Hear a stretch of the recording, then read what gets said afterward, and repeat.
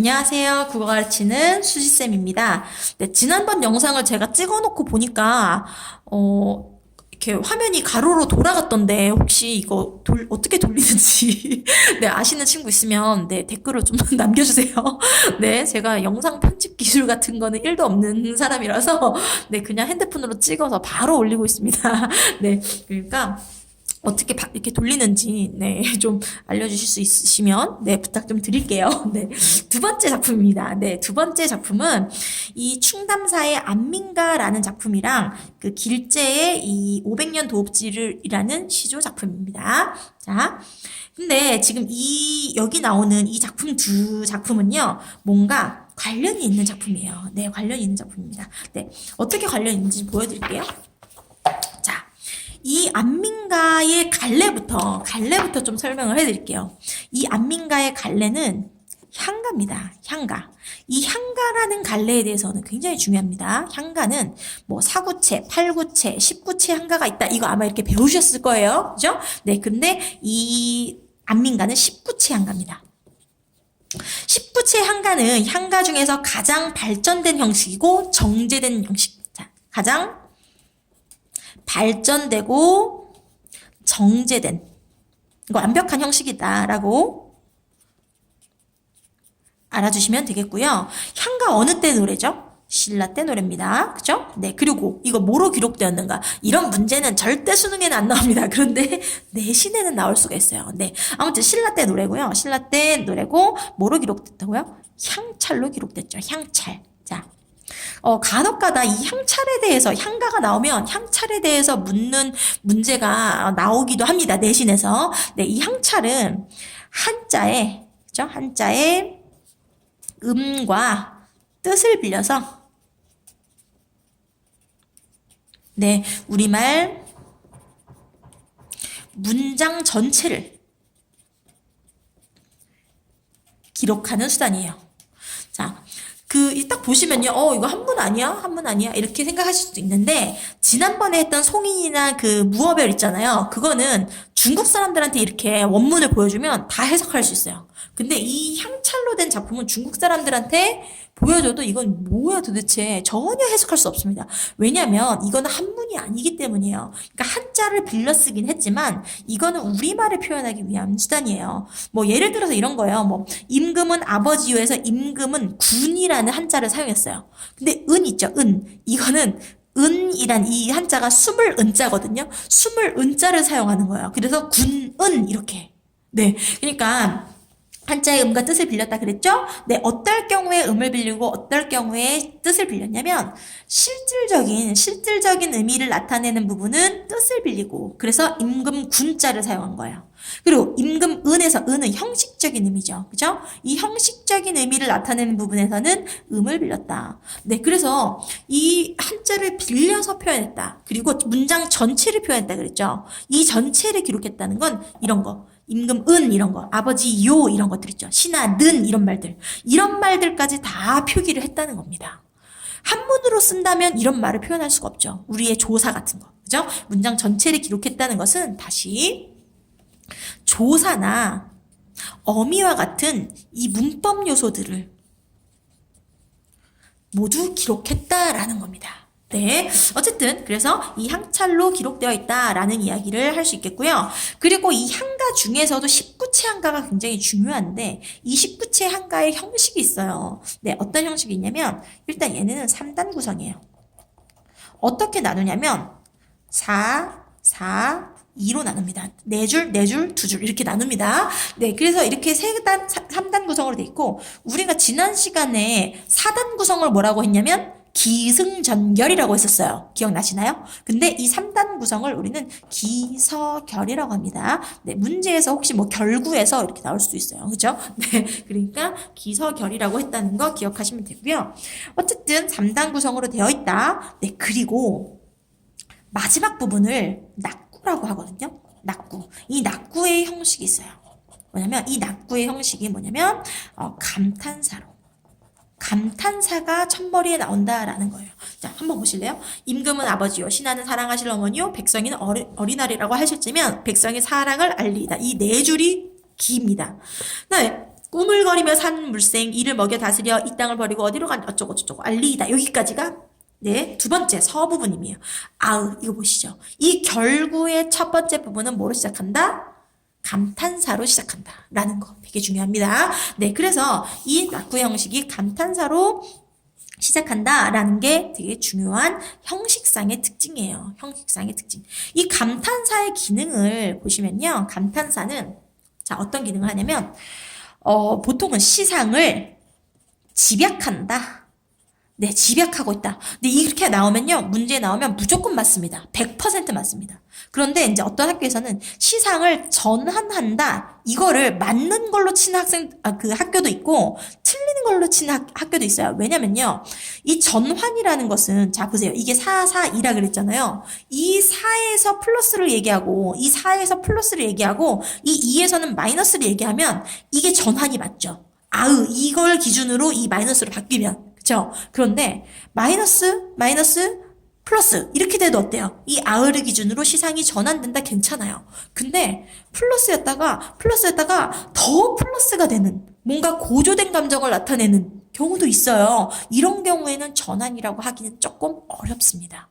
그러니까 그 낙구의 형식에서 이 감탄사가 시상을 집약한다라고 하면 문제에 나온다면 이건 무조건 맞는 거고, 그죠? 무조건 맞는 거고, 그리고 이 감탄사가 시상을 전환한다. 그러면 어떤 시는 맞지만, 어떤 향가는 맞지만, 어떤 향가는 틀리다는 거. 이 안민가 같은 경우는요, 플러스입니다. 네, 그러니까 이거는 전환이라고 하면 틀립니다. 이해되셨죠? 근데 만약에 일부 학교에서 이거 전환하는 기능을 한다라고 가르친다면, 내신에서는 그냥 가르친 대로 하시면 돼요. 네, 근데 수능에서는 이거 전환이 아니라는 거. 이해되시죠? 네.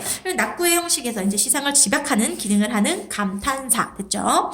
네. 이게 이제 식구치 한가에 대한 설명이에요. 그런데 이 식구치 한가는 아까 몇 단 구성이랬죠? 3단 구성이랬죠? 그리고 이렇게 감탄사가 이 낙구의 첫머리에 등장한다라고 했는데 이 형식은 어디에서 그대로 나타나냐면 나중에 시조. 조선시대에 그죠? 많이 쓰였던 이 시조에서 이 형식이 그대로 나타납니다.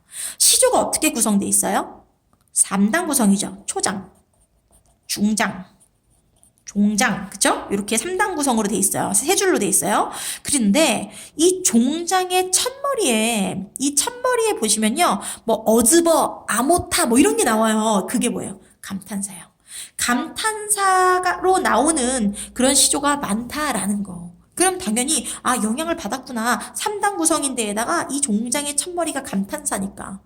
근데 감탄사로 시작하지 않는 시조라도 이 종장의 첫머리는 무조건 세 글자로 고정이 됩니다. 나머지 글자들은요. 뭐 플러스 마이너스 1이나 2 정도씩은 막 늘어났거나 줄어들 수 있어요. 근데 이 종장의 첫머리 세 글자 이거는 무조건 지켜야 돼요. 자, 보세요. 이것도 낙구의 형식이 있다. 얘도 어때요? 낙구는 마지막 부분이란 뜻이에요.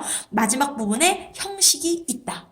똑같죠? 그죠? 그래서 이 식구치 한가의 형식이 시조에 영향을 미쳤구나 라는 거. 그죠? 네, 이거 굉장히 중요한 특징입니다. 자, 그러면 이제 진짜 본격적으로 어딨죠? 네, 본격적으로 안민가. 네, 이걸 한번 보도록 하겠습니다. 안민가. 자, 안민가입니다. 얘 아까 갈래가 뭐라 그랬죠? 십부치 한가라 그랬죠? 네, 442로 먼저 나눠볼까요? 4, 4, 2. 됐죠? 그쵸? 네, 이렇게 나눴습니다. 자, 처음부터 한번 볼게요. 임금은 아버지요 이랬어요. 자, A는 B요 이런 걸 무슨 법이라고 하죠? 은유법이라고 하죠. 그죠? 은유법. A는 B요. 그 다음에 신하는 사랑하실 어머니요. 이것도 어때요? 은유법입니다. 백성은 어린아이다. 이것도 은유법이에요. 자, 그러면 이거는 임금은 아버지, 신하는 어머니, 백성은 어린아이에 뭐 했다? 비유했다. 그죠? 비유했다. 어떻게 문제가 나올 수 있냐면 이 군신민, 임금, 신하, 백성을 무슨 관계? 가족 관계. 그죠? 가족 관계에 로 비유하고 있다. 네, 됐죠? 어린아이라고 한다면 백성이 사랑받음을 알 것입니다. 백성이 사랑을 알 것입니다.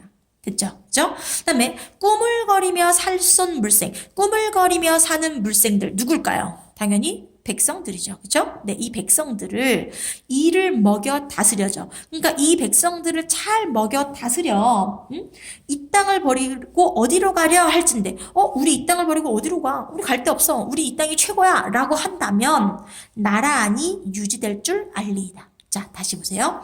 이 백성들이 잘 얘네들을 어떻게 해야 된대요? 잘 먹여 다스려야 된대요. 이게 핵심입니다. 네, 그러니까 지금 이 제목이 안민가잖아요. 안민가는 민이 백성이고 아는 편안할 아니에요. 그래서 백성을 편안하게 하는 할 노래란 뜻인데 백성을 편안하게 하는 구체적인 방법으로 뭘 얘기하고 있냐면 얘네들을 어떻게 한다? 잘 먹여 다스려야 한다. 이런 얘기를 하고 있는 거예요. 네, 백성들을 잘 먹여 다스려야 한다. 이 땅을 버리고 어디로 갈래? 라고 한다면 이 나라 안이 유지될 줄 알 것입니다. 됐죠? 그죠? 네. 그러니까 이 나라의 근본은 뭐다? 백성이다. 그래서 이런 걸 민본주의라고 해요. 민본주의. 그죠? 그리고 애민 사상이라고 할 수도 있습니다. 네. 그 다음에 이게 뭐라 그랬죠? 낙구 첫머리에 있는 감탄사. 그죠? 시상을 뭐 하는 역할을 한다? 집약하는 역할을 한다. 네. 그 다음에 임금답게 신하답게 백성답게. 임금은 임금답게, 신하는 신하답게, 백성은 백성답게 한다면 나라 안이 태평할 것입니다. 네, 나라 안이 태평할 것입니다. 나라 안이 태평하는 방법은 임금과 신하가 임금, 신하, 백성이 모두 자신의 본분에 충실한 것이다. 라고 해결책을 제시하고 있는 겁니다. 자, 다시 한번 볼게요. 되게 쉽죠? 그죠? 어렵지 않아요? 임금은 아버지, 신하는 사랑하실 어머니, 백성일 어린아이라고 한다면, 이거 하실지면을 한다면 이라고 생각하면 됩니다. 뭐뭐라고 한다면 무슨 법이에요? 가정법이죠. 그죠? 이렇게 한다면 백성이 사랑을 알 것입니다. 됐죠? 그 다음에 꾸물거리는 사는 물생들, 백성들을 얘네들을 잘 먹여 다스려 이 땅을 버리고 어디로 갈래? 라고 한다면 이것도 뭐예요? 가정이죠. 그쵸? 나란히 유지될 것을 알 것입니다. 네. 임금답게 신하답게 백성답게 한다면 또 뭐예요? 가정이죠. 그죠? 나란히 태평할 것입니다. 그래서 세 번의 가정과 세 번의 결론으로 내용이 진행되고 있다라고 알아두시면 됩니다. 네, 그러면 이제 이 작품의 성격, 주제 이런 거 좀 해볼까요? 네, 주제는 뭡니까? 주제. 네, 백성을 편안하게 하는 방법. 그죠? 백성을 편안하게 하는 방법이고, 그리고 아까 전에 이야기했던 이거는 따로 주제 같은 거 할 필요 없고, 십구체 한가의 성격 이런 거 알아두시면 되고요. 그리고 이게 시조의 형식의 기원이 된다라는 이야기 이런 거 하시면 되고, 여기에서 임금, 신하, 백성을 뭐하고 있다? 가족 관계에 비유하고 있다. 됐죠? 네. 그리고 이 백성들을 잘 먹여 다스려야 한다라는 어떤, 방법, 그죠? 백성을 잘 다스리는 방법을 제시하고 있다. 그리고 제일 중요한 건 뭐다? 임금과 신하와 백성이 다 자신의 본분에 충실해야 한다. 그렇게 하면 나라 안이 태평할 것이다 라고 이야기하고 있다라는 겁니다. 자, 다시 그러면 얘의 성격은요 굉장히 교훈적이죠. 그죠? 교훈적이에요. 네, 그리고 향가는요 신라시대 때 노래잖아요. 근데 신라는 불교 국가이기 때문에 불교적인 내용이 대부분이에요. 실제로 이걸 지은 이 충담사라는 사람도 승려예요, 승려. 근데 이 작품은 유일하게 유교적인 성격을 가지고 있어요. 다른 작품은 다 불교적인 성격인데, 전체는 아니지만 대부분 불교적인 성격인데, 유교적인 성격을 유일하게 가지고 있다라는 거. 네. 그리고 굉장히 직설적이죠. 그쵸? 백성을 편안하게 하려면, 직설적. 네. 얘들 잘 먹여 다스려야 돼. 그리고 임금, 신하, 백성답게 해야 돼. 라고 직설적으로 이야기하고 있습니다. 그쵸? 그리고 세 번의 가정과 결론. 네. 요렇게 이르는 형식으로 되어 있다라는 거 알아두시면 되겠습니다. 네. 자, 그 다음. 시조. 네, 시조. 시조는요, 대부분 조선시대 때 쓰여졌던 이런 단시조들, 평시조들, 이렇게 세 줄로만 되어 있는 시조들은 대부분 제목이 없습니다. 네, 제목이 없어요. 그래서 그냥 이 나아 작품은 500년 도읍지를 이렇게 요 앞부분을 따서 제목처럼 쓰기도 해요. 네. 그래서 자, 이 500년 도읍지라는 시를 한번 볼게요. 자, 500년, 시조에 500년이라는 말이 나오잖아요. 그러면 이거는 무조건, 네, 무조건이에요, 무조건. 이 500년이란 말이 나오면 고려가 망했다는 뜻입니다. 네, 고려의 역사가 500년이잖아요. 그쵸? 네, 그래서 500년이란 말이 나오면 고려가 망했구나, 그런 내용을 시에 쓴 거구나, 라는 거 알아두시면 됩니다. 500년 도읍지, 그럼 어디겠어요, 이거? 고려의 도읍지입니다. 그쵸? 고려가 이미 망했는데 이 고려의 도읍지를 필마는 한 필의 말이에요. 그럼 한 필의 말로 돌아들었다는 거는 어때요? 얘가 혼자 갔다는 거예요. 그쵸? 혼자 갔다. 이 500년 도읍지 망한 고려를 내가 혼자 말 타고 갔어요. 그럼 어때요? 굉장히 좀 뭔가 쓸쓸하고, 그쵸? 슬프겠죠. 그쵸? 네. 네. 그래서 이렇게 돌아드니 산천은 의구한데, 봐봐. 산천은 뭐예요? 자연이죠? 그쵸? 자연은 어떤데? 의구, 그대로인데. 인간은 어떻다? 감대없다. 없어졌어요. 자, 이거 보세요. 인간 플러스예요, 마이너스예요? 마이너스예요. 그쵸? 그리고 자연을 뭐하고 있다? 대조하고 있다. 또는 대비하고 있다. 이런 이야기 나올 수 있습니다. 네. 그래서 인간과 자연의 대비. 됐죠? 네. 그 다음에, 어즈버. 이게 뭐예요? 이게 바로 감탄사입니다. 감탄사. 그럼 문제 뭐 영탄법 이런 거 나올 수도 있겠죠. 근데 이 영탄법보다 뭐가 중요하다? 이거. 낙구천머리의 감탄사. 됐죠? 얘도 낙구천머리의 감탄사라고 할 수 있어요. 그래서 어즈버 태평연월이 아, 고려시대 때 그 행복했던 날들이 꿈이런가 하노라. 아, 꿈인 것 같아. 다 헛되도다 이겁니다. 네, 그래서 인생무상. 그리고 나라 망해서 슬픈 거를 뭐라고 하죠? 맥수지탄이라고. 맥수지탄. 네, 맥수지탄. 맥수지탄이 무슨 뜻이에요? 그 나라는 망해서 너무 슬픈데 보리 맥자예요. 그래서 보리는 저렇게 잘하는구나. 그래서 그 보리를 보면서 슬퍼한다라는 뜻입니다. 어쨌든 인생무상과 맥수지탄의 정서를 나타내고 있다라는 겁니다. 다시 한번 할게요. 500년 도읍지, 얘는 고려의 도읍지. 됐죠? 고려의 도읍지를 한 필의 말로 돌아드니, 혼자서 쓸쓸하게, 그죠? 한 필의 말로 돌아드니, 산천은 의구한데, 인걸은 간데없다. 이거 진짜 중요한 거. 여기서 중요한 거, 이거. 산천을 의구한다는 거는 자연은 뭔데? 플러스인데. 인걸은 간데없다. 이거 어떻다고요? 인간은 마이너스다. 자연과 인간사를 뭐한다? 대비한다. 그러면 당연히 자연이 플러스고 인간이 마이너스니까 인간의 어떤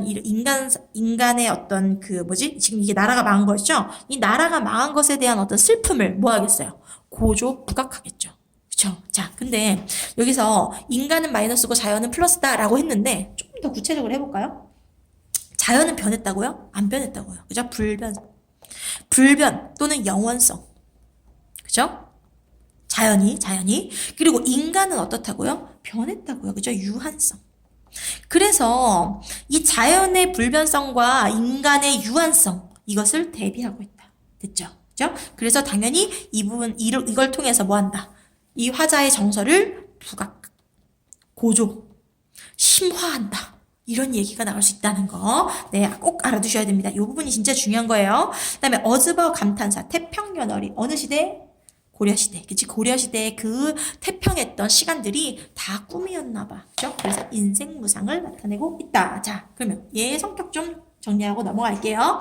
네, 이거 되게 영탄적이죠? 너무 슬퍼. 라고. 그죠? 영탄적이고요. 뭐, 감상적. 회고적. 회고가 뭐예요? 과거를 떠올리는 걸 회고적이라 그래요. 얘 어때요? 지금 회고하고 있죠? 그죠? 어느 시대를? 이 고려시대를. 그쵸? 영탄적, 감상적, 회고적이고요. 주제는 고려 왕조의 무상함을 한탄한다. 네, 이게 이제 주제고, 여기서 제일 중요한 특징이 아까 자연과 인간사를 대비했다. 네, 이게 진짜 중요한 거고요. 그 다음에, 선경후정. 선경후정, 이게 중요합니다. 선경후정. 먼저 경치를 제시하고요. 나중에 정서를 제시하고 있어요. 보세요. 500년 도읍지를 필마로 돌아다니. 산천을 유구한데 인걸은 간데 없다. 이게 뭐예요? 내가 본 거예요. 그죠? 내가 본 거. 그래서 이게 경치입니다. 그래서 이 부분이 선경이고요. 그리고 어즈버 태평연월이 꿈이런가 하노라. 이 부분은 어때요? 정서죠. 후정. 됐죠? 선경후정이라는 거. 네. 그래서 이게 선경후정의 형식이다라고까지 정리하시면 됩니다. 됐죠? 그죠? 네. 고전 시간이 이렇게 쉬운 겁니다. 사실은, 제가 생각하기로는 다른 어떤 영역보다, 이제 국어에서 이제 문제를 풀 때, 모의고사에서 문제를 풀 때 어떤 영역보다 이 고전 시가가 가장 쉽습니다. 문제가. 네. 근데 가장 쉬운데 왜 어려워하느냐? 그 작품을 모르니까. 그 작품을 잘 안다면 그만큼 쉬운 게 없어요. 네. 그러니까 이 수능 특강이랑 이제 나중에 수능 완성이 나오면 수능 완성에 있는 그 수록 작품들, 연계 문제집에 나오는 작품들은 꼼꼼히 정말 내신 공부하듯이 공부를 해둡시다. 이게 어떻게 보면 되게 무식해 보이잖아요. 그죠? 무식한 것 같지만, 이게 이제 천천히 가더라도 이게 정말 중요한 아주 효과적인 방법이라는 거 꼭 명심해 두십시다. 네, 꿀팁 중요해요. 꿀팁 중요해요. 그런데 아는 작품이 나오는 것 이상의 꿀팁은 없어요. 네, 아셨죠? 네. 그래서 꼭 작품과 갈래를 공부를 해 둡시다. 네, 여러분, 화이팅! 안녕!